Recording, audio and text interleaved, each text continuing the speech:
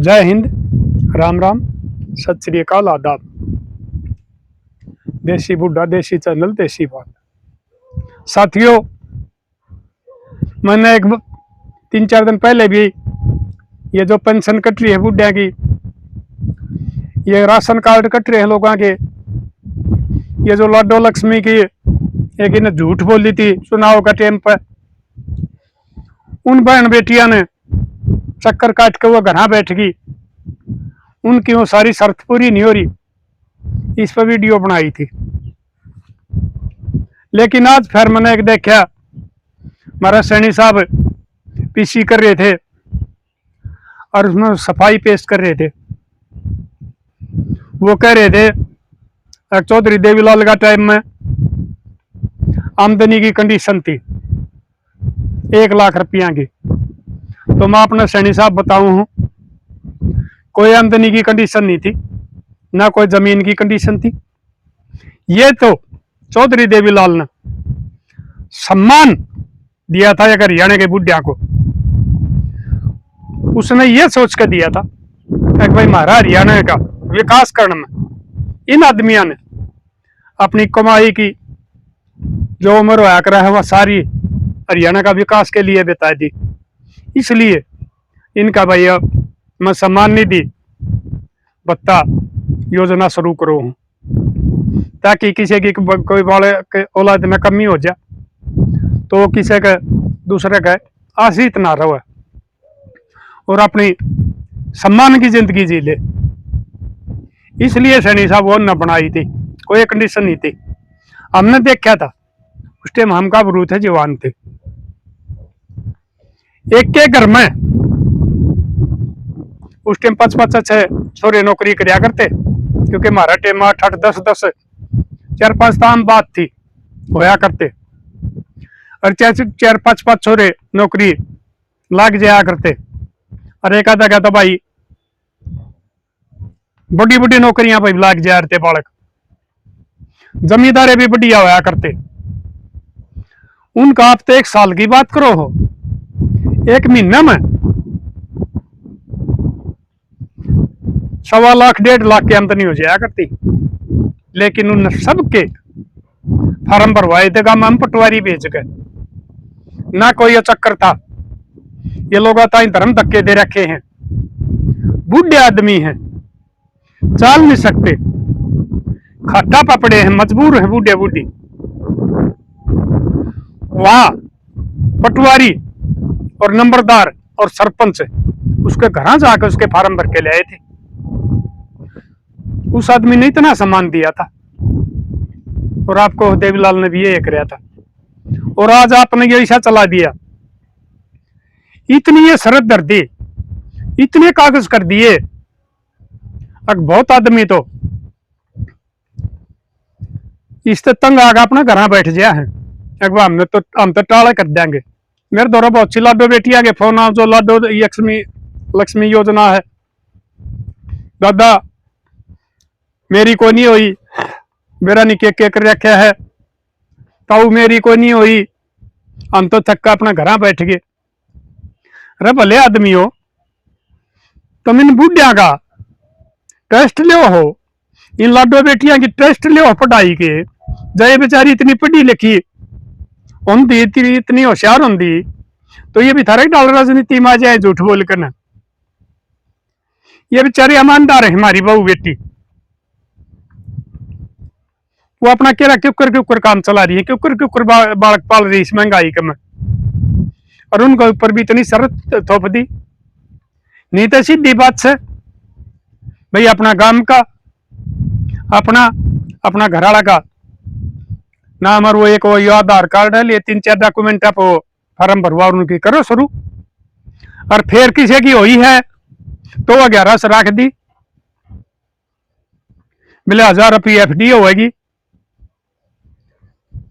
भाई FD में आजकल इतनी बीमारी चल रही है, आज उस 11 से आवेगा के FD ने कौन बरतेगा। अगर किसी की सातन होने की अटकी तो यह बात भी चुनाव तो पहले नहीं बताई थी आपने। तो सैनी साहब सच्चाई कहने की मत रखो, लिपापोती ना करो। चौधरी देवीलाल का नाम पर ना करो। आपने सारा चेकवा दिए। भजनलाल का टीम भी ठीक थी, ये कंडीशन नहीं थी। बंसीलाल ने कोई छेड़खानियां नहीं करी। उड्डा का टीम है वह ठीक का, वहां बढ़ोतरी कम हुई थी, वो उसका काम था। लेकिन उड्डा ने कदे यो घोषणा को ना करी थी, हमने चुनाव देखे हैं कि मैं इतनी बुढ़ापा पेंशन कर दूंगा। आपने घोषणा करी है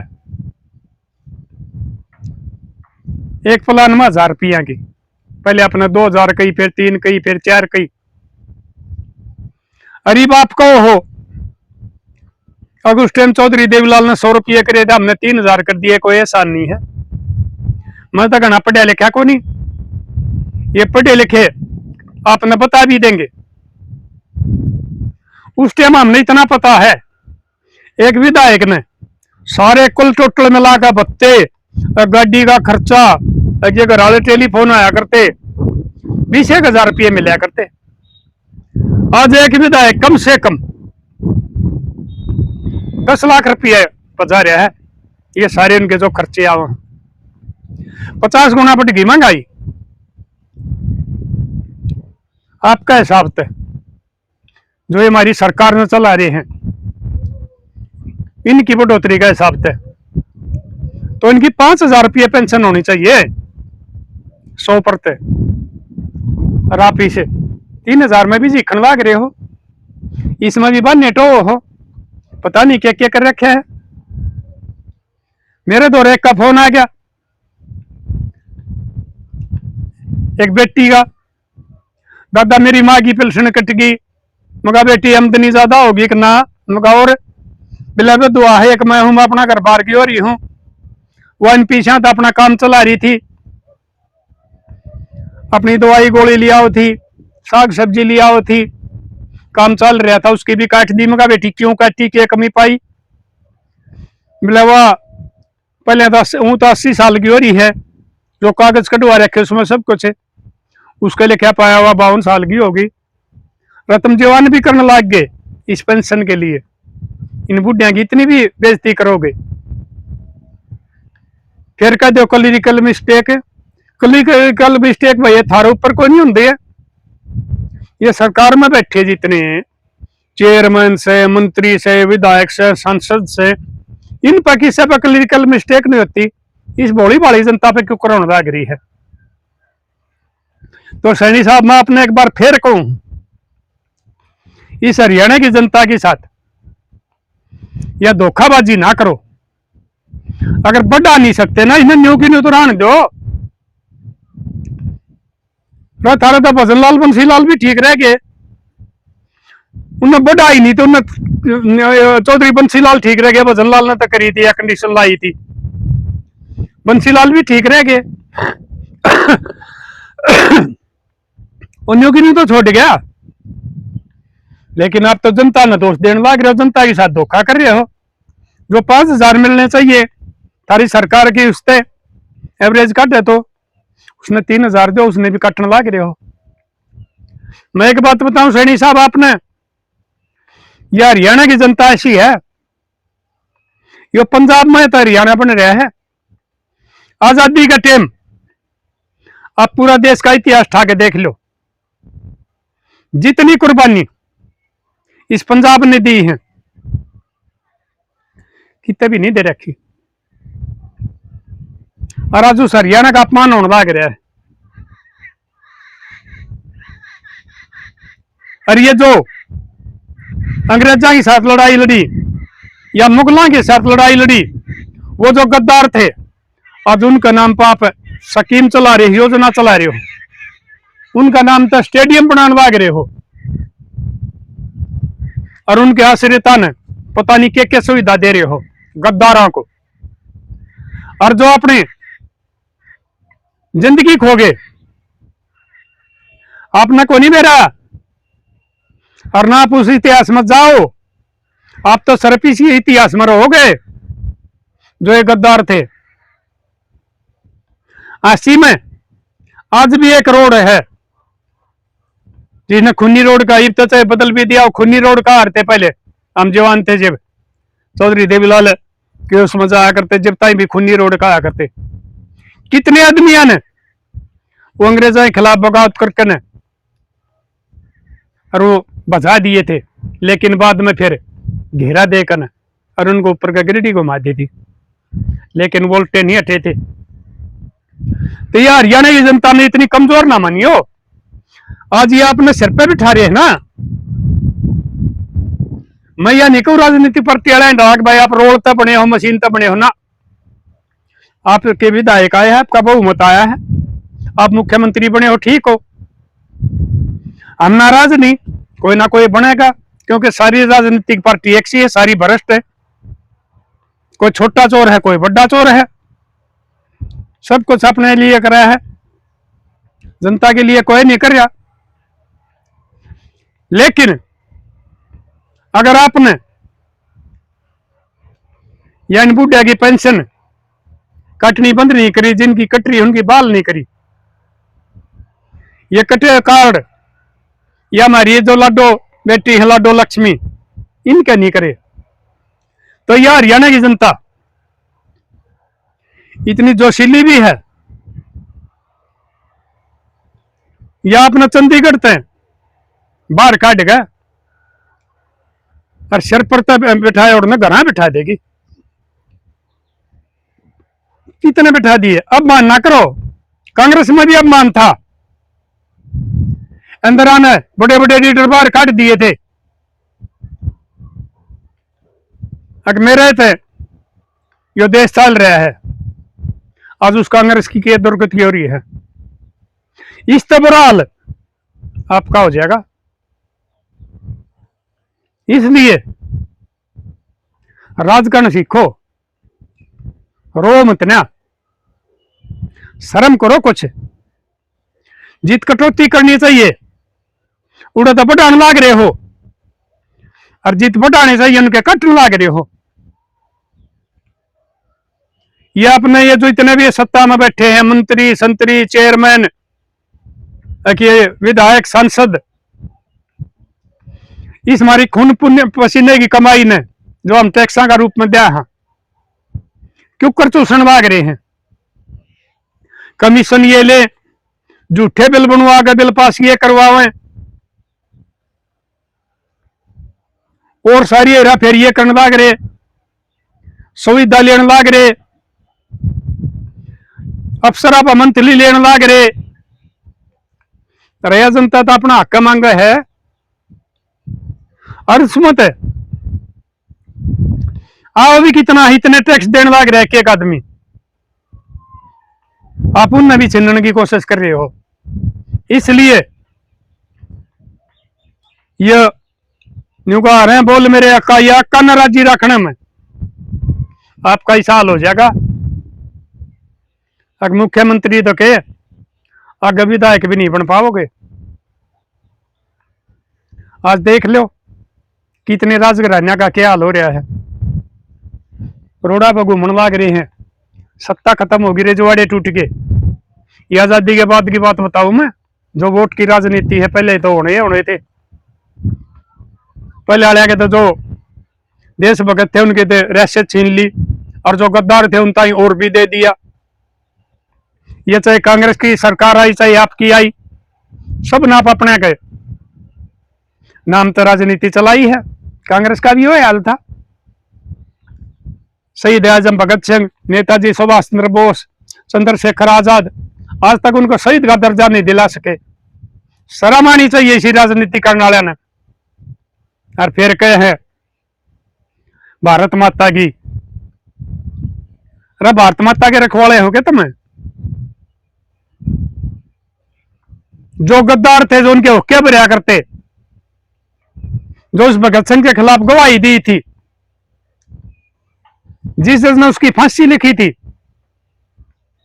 जो उसके खिलाफ वकील था, उन परिवारों को आज सरकारी सुविधा मिल रही है, और जिनने देश के लिए अपना सब कुछ कुर्बान कर दिया, उनको आज, उनके परिवारों को आज ये दिन देखने मिल रहे हैं, उन्हें अपने हक नहीं मिल रहे।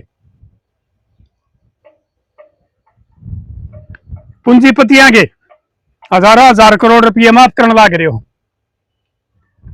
एक गरीब मजदूर दुकानदार किसान जमींदार किसी ने रुपया की जरूरत पड़े है और लोन ले है, आपने इतनी शर्त धर दी, इतनी कंडीशन धर दी, वो बैंकों की पूरी नहीं कर पाते ये, फिर बेचारे मजबूरी में इन प्राइवेट फंसरा पर रुपये ले हैं। इनका ब्याज कम से कम 5 से 7 चढ़ाकर शर्म कर करना तो 10-12 ताई का है, उनका ब्याज उनका नहीं पूरा हो रहा, फिर उनकी धौंस आवे हैं, उनकी धमकी आवे हैं, वो बेचारे खुदकशी करके मरने लाग रहे हैं। और ये थाराले जो बैंका ने लूट कर और विदेशा में बैठे हैं, उनका कुछ नहीं कर सकते। तो इस भोली भाली जनता का खून पीना छोड़ दो, नहीं तो वक्त सबका आया है। आप 2047 के सपने देखने लग रहे हो, कदे 2027 भी ना देख पाओ, क्योंकि इस हरियाणा में बहुत सी सरकारें बीच में पड़ी हैं। वह सरकार बीच में पड़ी हैं जिनका 3/4 बहुमत था। बहुत मिसाल हैं, राव वीरेंद्र की देख लो, भगवत दयाल शर्मा की देख लो, चौधरी देवीलाल की देख लो, चौधरी बंसीलाल की देख लो। यह जनता बीच में भी गिर देगी, इन विधायकों ने इतने मजबूर कर देगी। यह जनता बेशक ये बेशरम हो रहे हो, जो ये नहीं बोल रहे, नहीं आवाज उठा रहे, क्योंकि ये सारे के सारे चोर हैं, एक आदन छोड़ के। नहीं तो विधानसभा में इन्हें गूंजना चाहिए कि आप जनता की साथ क्या कर रहे हो, लेकिन इनके भी तुम ये भाई कटवा रहे हो, रिकॉर्ड कटवा रहे हो, इन वो दिखा दो, देख बोलिया तो भीतर को दूंगा। तकरीबन आदमी दल बदल करके चौधरी देवीलाल की नर्सरी में आज की राजनीति में 70% तैयार हुए और नेता आ रहे हैं सारी पार्टियां में। उस टाइम में चौधरी देवीलाल के टाइम कुछ नहीं कर पाए थे, लेकिन उसके बाद में फिर ये भाषण लग गए और वह चौधरी देवीलाल का युग खत्म हो गया। फिर ये शुरू कर दिया भ्रष्टाचार, चाहे कोई भी पार्टी आई इसमें, मैं किसी का समर्थक नहीं, किसी का विरोधी नहीं। तो आप ये सुधार करो, चौधरी देवीलाल का नाम ना लियो बाद में।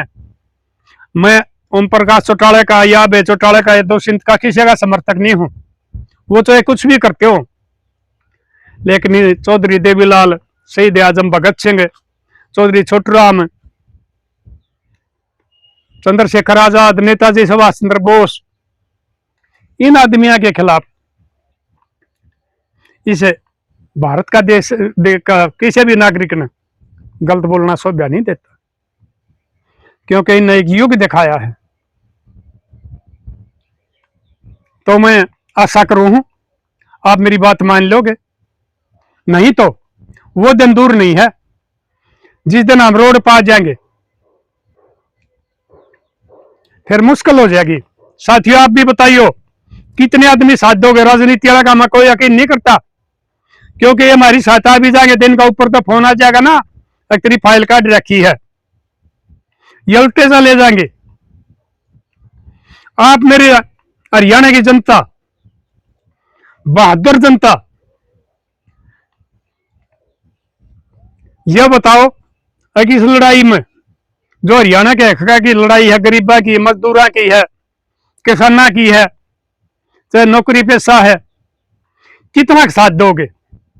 और साथियों, मैं अगवानी वाला नहीं हूं, ना मैं बड़ाई मान्या करता हूं, मेरा समाज के और लोग आओ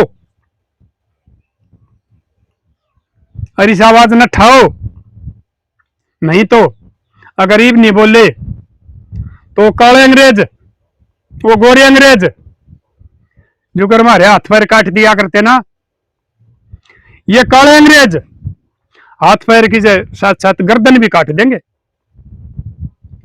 इतनी भ्रष्ट राजनीति होगी है।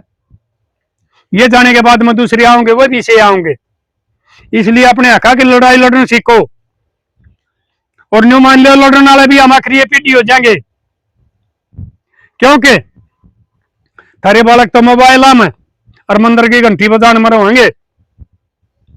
ये इतनी अंधभक्ति ले रखी है, कावड़ रोन में और श्रद्धा में रहेंगे, वो अपने हक नहीं भूल, अपने हका ने भूल जाएंगे, जो करिए चलाओगे राजनीति वाले न्यू चल लेंगे।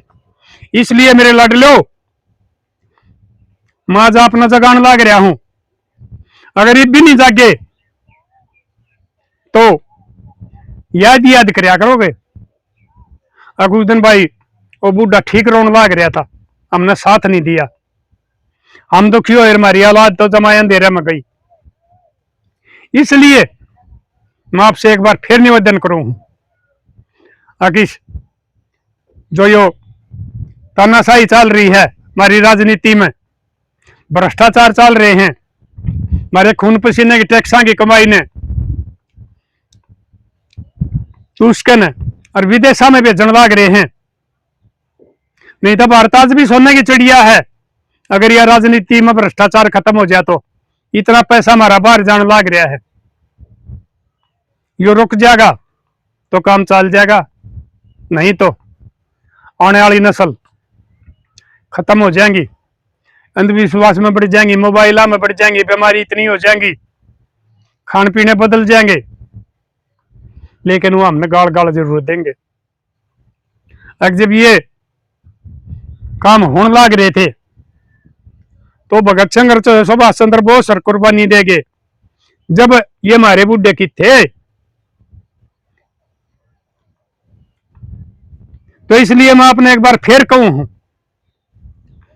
अपने हिता का बारे में सोचो। मैं भाई कदे नहीं मानते हो भाई बुढ़ा भाषण दे है, राजनीति का कहते खिलाफ किसी का समर्थक नहीं, सब न चोर बताओ को डाकू है को चोर है, ना मन कदे को चुनाव लड़ना।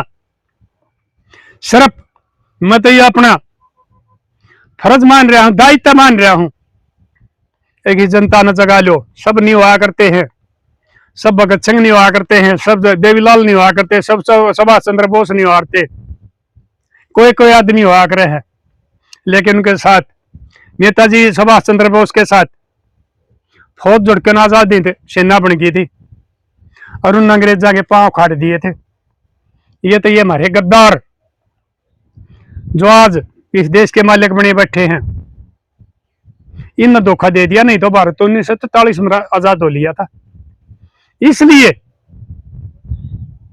साथ दे दो, पहली गोली मैं खाऊंगा, लाठी मैं खाऊंगा, मुकदमे में उठूंगा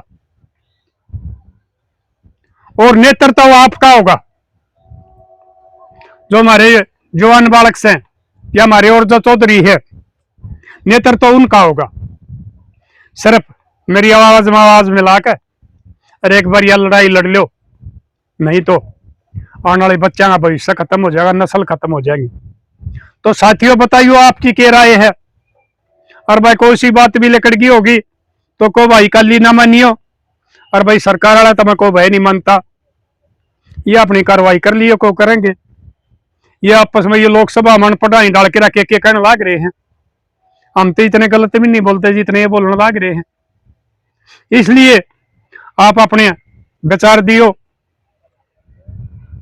और भाई अगर आप ठीक साथ दोगे तो इस बुढ़ा का भी हौसला बढ़िया रहेगा और इस लड़ाई ना हम जीत लेंगे। और नहीं तो निभा रहे हैं सांप लिखने के बाद में लकीर पीटी जाकर कुछ असल नहीं हुआ करता है। अगर ये गंदी राजनीति नहीं रोकी गई, इस सरकार की ये गलत पॉलिसी नहीं रोकी गई, तो एक दिन आप 2 वक्त की रोटी और शरीर के 2 कपड़े के लिए मोहताज हो जाओगे। तो साथियों कर दियो शेयर, मिलेंगे अगली वीडियो में। तब तक के लिए अपने लिए जिए तो क्या जिए, तू जिए दिल जमाने के लिए।